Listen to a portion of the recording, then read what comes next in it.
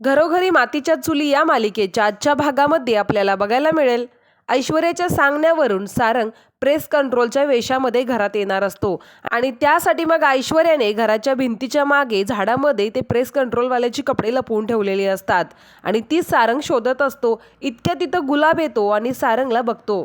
सारंगला असं अंधारात घराच्या मागे बघून गुलाब खूप शॉक होतो आणि सारंग दादा म्हणून आवाज देतो. तर मग सारंग खूपच घाबरतो. गुलाब सारंगला विचारतो, तुम्ही इथं काय करताय दादा? त्यावेळेला मग सारंग म्हणतो की माझ्या मोबाईलला नेटवर्क नाही ना, म्हणून मी नेटवर्क शोधतोय. गुलाबला तिथं बघून सारंग खूपच घाबरलेला असतो. परंतु मग सारंग त्याला काहीतरी बोलून दाब देऊन तिथून हाकलवून लावतो.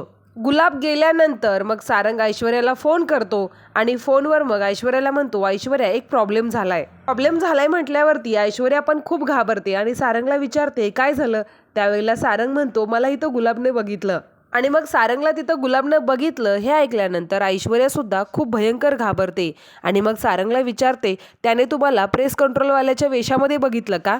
त्यावेळेला सारंग म्हणतो नाही. मग ऐश्वर्या म्हणते, मग त्याने तिथं प्रेस कंट्रोलवाल्याचे काही सामान वगैरे बघितलं नाही ना, त्याला काही दिसलं नाही ना? त्यावेळेला सारंग म्हणतो नाही, मी त्याला माझ्या हुशारीने इथून कटवून लावलं. तर ऐश्वर्या सारंगवर खूप चिडते आणि म्हणते, या आता लवकर, आधीच खूप वेळ घालवलाय तुम्ही.